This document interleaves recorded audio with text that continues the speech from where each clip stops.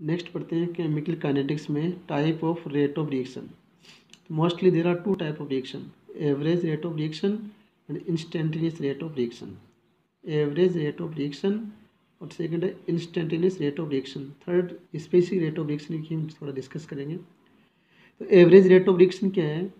Average rate of reaction में क्या timing का इंटरवल होगा कि मान लो कि 0 से लेकर 10 सेकंड, इसके बीच में रेट ऑफ रिएक्शन क्या है, तो टाइमिंग इंटरवल होगा इसमें। टाइमिंग इंटरवल के समय जो आप रेट ऑफ रिएक्शन का मेजरमेंट करेंगे, डिटरमाइन करेंगे, वो होगा average rate of reaction. Average rate of reaction यानी यहाँ पे आपको ध्यान रखना है टाइमिंग होगा, इंटरवल टाइम होगा, और इसको क्या डेल्टा से शो करते हैं।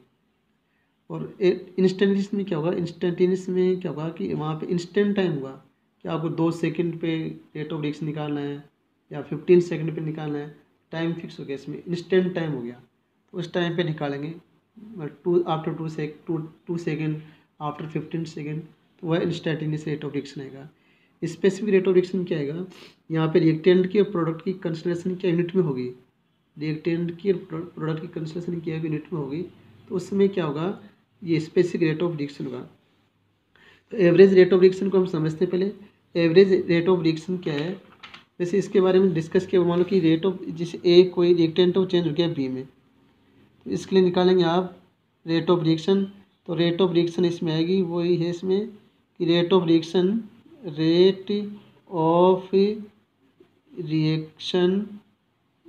For reactant rate of reaction for reactant ऐसे हो सकता है rate of reaction for disappearance of A, ऐसे हो सकता है। रिएक्टेंट के लिए क्या हो सकता है इसमें, disappearance of A, disappearance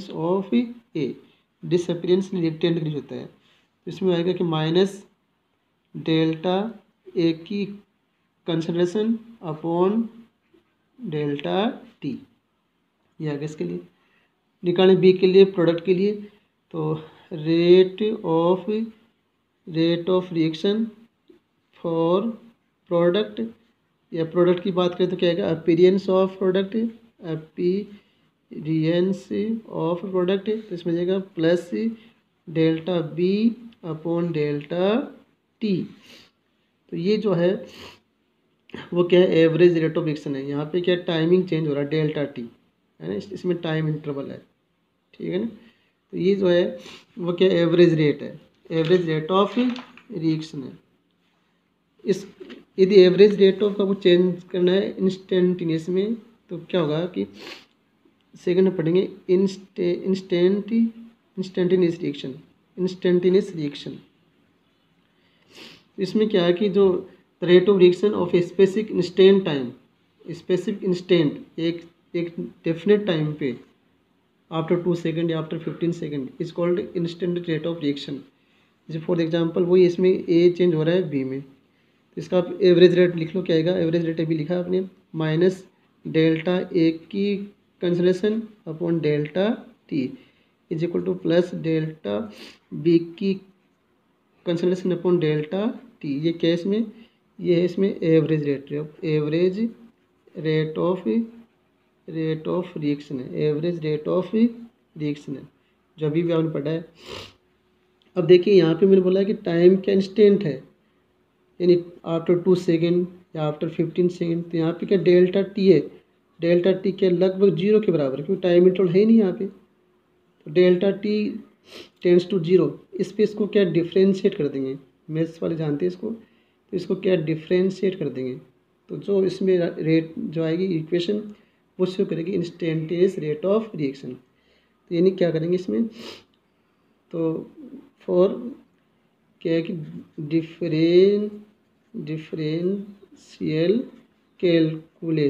calculation कर देंगे, डिफरेंस कैलकुलेशन कर देंगे, तो इसमें क्या आएगा, इसकी लिमिट क्या हो जाएगी, डेल्टा टी की हो जाएगी tends to 0, limit delta T tends to 0। तो इस जो एवरेज रिएक्शन की जो है वो उसकी लिमिट कर देंगे, तो minus delta A upon delta T is equal to plus delta B upon delta T. आपने किया क्या है, एवरेज रेट ऑफ रिएक्शन का क्या लिमिट ले ली, limit delta T tends to zero, ये जीरो की ओर अग्रसर है, बहुत जीरो के पास में है, इसमें डिफरेंस बहुत ही कम है। डेल्टा टी जो टाइमिंग डिफरेंस के इसमें इंस्टेंट में बहुत ही कम है, इसको आप जीरो मान सकते हैं। Delta G tends to zero इसलिए लिखा है। तो इसमें क्या है, जो डेल्टा इसको आप डी लिख देंगे, सी है, तो इसमें क्या आएगा माइनस डी ए की consideration upon T is equal to plus D B की कंसिडरेशन अपॉन डेल्टा टी। तो डेल्टा की जगह यहाँ पे क्या डी आया है, डेल्टा की जगह यहाँ पे क्या है डी आया है बस। तो ये बहुत ही कम चेंज हो रहा है इसमें इंस्टेंट रिएक्शन में। तो दोनों में डिफरेंस क्या बताया हमने कि एवरेज जो यहाँ पे एवरेज रेट है, एवरेज रेट ऑफ रिएक्शन है, एवरेज रेट ऑफ रिएक्शन है, एवरेज रेट ऑफ रिएक्शन है, इसकी लिमिट क्या है, लिमिट कर दो आप डेल्टा टी अगर सो जीरो, किसके इक्वल जाएगी, इक्वल जाएगी इंस्टेंटेनियस रिएक्शन, इंस्टेंटेनियस रिएक्शन। यानी कि एवरेज रेट ऑफ रिएक्शन की लिमिट कर देंगे डेल्टा टी जीरो, तो वो क्या हो जाएगी, इंस्टेंटेनियस रिएक्शन हो जाएगी। इसको हम ग्राफ से भी मेजरमेंट कर सकते हैं। ग्राफ से कैसे, मतलब कि ये है, ये ग्राफ है रिएक्टेंट के लिए, ये रिएक्टेंट के लिए, रिएक्टेंट के लिए, और मान लो कि ये ग्राफ है किसके लिए, प्रोडक्ट के लिए, ये ग्राफ है प्रोडक्ट के लिए, ये ग्राफ है प्रोडक्ट के लिए, ये ग्राफ है रिएक्टेंट के लिए। तो रिएक्टेंट में क्या आपको यहाँ पे मान लो कि इस प्रोडक्ट की निकालनी है कंसंट्रेशन, इस पॉइंट पे निकालनी प्रोडक्ट की कंसंट्रेशन, तो इसका टाइमिंग ये है T1, इस टाइम पे इस प्रोडक्ट की निकालनी कंसंट्रेशन। तो इसके लिए आप एक स्लोप बनाएंगे, इस ग्राफ ये बनाएंगे स्लोप, ये इससे हम कैसे निकालेंगे कंसंट्रेशन, टाइम T1 पे इसकी निकालेंगे, प्रोडक्ट की निकालेंगे कंसंट्रेशन कितनी आ रही है। तो इसके लिए क्या आ जाएगी, इंस्टेंटेनियस रेट ऑफ रिएक्शन आ जाएगी माइनस डी ए अपॉन डी टी। ये किसके बराबर होगा, ये बराबर होगा minus slope of tangent, slope of tangent at T1, किसके बराबर है, minus slope of tangent at T1, वो किसके बराबर है, माइनस टेन थीटा के बराबर है। यहाँ थीटा क्या है, angle of tangent with time axis, theta क्या यहाँ पे एंगल है, ये है थीटा, यहाँ पे एंगल है थीटा। ऐसे निकालो प्रोडक्ट के लिए, तो प्रोडक्ट के लिए कि देखो मान लो कि आपको यहाँ पे निकालनी कंसंट्रेशन निकालनी प्रोडक्ट की फॉर द टाइम T1। तो इसके लिए आप टेंजेंट बनाओ ये, तो इसके लिए बनाया आपने, तो इसके लिए थीटा ये आ गया इसमें। तो इसके लिए आ जाएगी plus delta B upon delta T. तो इसमें जाएगा स्लोप किसके जगह, प्लस जाएगा slope of tangent, slope of tangent at T1 इस हो जाएगा प्लस टेन थीटा। तो हम क्या ग्राफ से भी क्या है, इसकी इंस्टेंटेनियस रेट ऑफ रिएक्शन को क्या है डिटरमाइन कर सकते हैं। ग्राफ से भी क्या है, इसको देखो ग्राफ के लिए आपको टेंजेंट बनाना पड़ेगा, इसमें टेंजेंट ये क्या है, कंसंट्रेशन यहाँ पी है, ये टाइम क्या है T1 है, फिक्स टाइम है यहाँ पे। तो इसमें क्या है स्लोप बनाया, तो जो इसका रेट ऑफ रिएक्शन है किसके बराबर होगा, minus slope of tangent at T1 आएगा, वो किसके इक्वल है, माइनस टेन थीटा। प्रोडक्ट के लिए निकालेंगे, ये देखो इसमें, तो इसमें ये कंसंट्रेशन इसकी प्रोडक्ट की एट T1, तो ये रेट ऑफ रिएक्शन आ जाएगा delta D concentration B upon delta D T. तो ये जगह plus slope of tangent T1, तो जगह प्लस टेन थीटा। थीटा यहाँ पे क्या है, theta angle of tangent with time axis. ये आगे इतना। नेक्स्ट पढ़ते हैं unit of rate of reaction, rate of reaction, unit of rate of reaction. इसकी रेट ऑफ रिएक्शन यूनिट क्या होगी, unit of rate of reaction.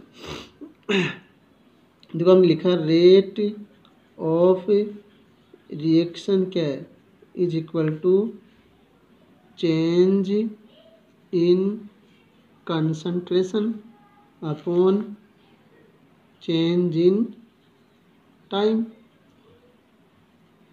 अब देखो तो यहाँ पे कंसंट्रेशन की क्या होगी यूनिट, कंसंट्रेशन हमेशा मोस्टली लेते हैं मोलरिटी में, तो यह जगह मोल पर लीटर, मोल पर लीटर, और टाइम मान लो यहाँ पे सेकेंड, तो इसकी यूनिट क्या आ गई, मोल per litre second inverse. Rate of reaction की यूनिट आएगी मोल पर लीटर सेकंड इनवर्स, है ना। इस मोल पर लीटर को हम बोलते हैं मोलरिटी बोलते हैं, तो इसको हम मोलरिटी भी कहते हैं। मतलब capital M second inverse, capital M यहाँ पे क्या मोलरिटी, मोल पर लीटर सेकंड इनवर्स। तो ये रेट ऑफ रिएक्शन की क्या यूनिट है, मोल पर लीटर पर सेकंड, और mole litre inverse second inverse या मोलरिटी सेकंड इनवर्स। लेकिन यदि प्रोडक्ट और रिएक्टेंट गैस स्टेट में हो तो क्या होगा, यदि रिएक्टेंट और प्रोडक्ट दोनों क्या है यहाँ पे गैस स्टेट में हो, तो in case of gaseous state तो क्या जाएगा इसमें पी वी इजिक्वल टू निकालेंगे NRT से, निकालेंगे P V is equal to NRT, क्योंकि गैस के लिए हमें निकालना है पार्शियल प्रेशर। गैस के लिए जो कंसंट्रेशन क्या हो पार्शियल प्रेशर के इक्वल से होती है, तो ये आइडियल गैस इक्वेशन है। तो यहाँ से निकालो partial pressure P is equal to क्या आएगा N upon V RT। N क्या नंबर ऑफ मोल है, V केस में कंसंट्रेशन है, mole per litre, N upon V, N यहाँ पे क्या मोल है, N यहाँ पे क्या मोल है,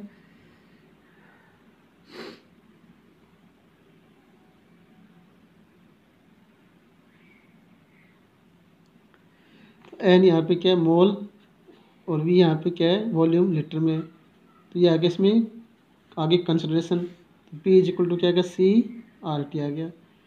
C यहाँ पे कंसंट्रेशन R क्या गैस कांस्टेंट, T इसमें टाइम है, टाइम यदि कांस्टेंट कर देंगे तो at constant temperature P is proportional to C, यानी पार्शियल प्रेशर किसके बराबर है, कंसंट्रेशन के इक्वल हो जाएगा, है ना। देखो N यहाँ पे मोल है, V यहाँ पे क्या वॉल्यूम है, मोल पर लीटर यहाँ पे क्या C आएगा, और यदि R यहाँ पे गैस कांस्टेंट है, T यहाँ पे टाइम है टेम्परेचर है, टेम्परेचर आप कांस्टेंट कर देंगे तो क्या इसमें P किसके बराबर हो जाएगा, C के बराबर हो जाएगा, P is directly proportional to C हो जाएगा। अब देखो यदि ये इक्वेशन आपने ली P इजिक्वल टू लिया आपने CRT जो आपने निकाली है, इसको यदि आप चेंज करेंगे तो delta P is equal to delta C into RT, ठीक। अभी इसको डिवाइड करेंगे डेल्टा T से, तो डेल्टा T इसको डिवाइड करना नहीं है, तो डेल्टा P इसमें क्या प्रेशर है, T इसमें क्या टाइम है, तो प्रेशर यूनिट क्या होगी एटमॉस्फेरिक, तो ये जगह इसकी यूनिट क्या होगी एटमॉस्फेरिक प्रेशर पर यूनिट, ये जगह एटमॉस्फेरिक इन यूनिट टाइम, और ये बराबर क्या होगा डेल्टा C, ये इसमें कंसंट्रेशन यूनिट टाइम, ये जगह कंसंट्रेशन यूनिट टाइम यानी मोल पर लीटर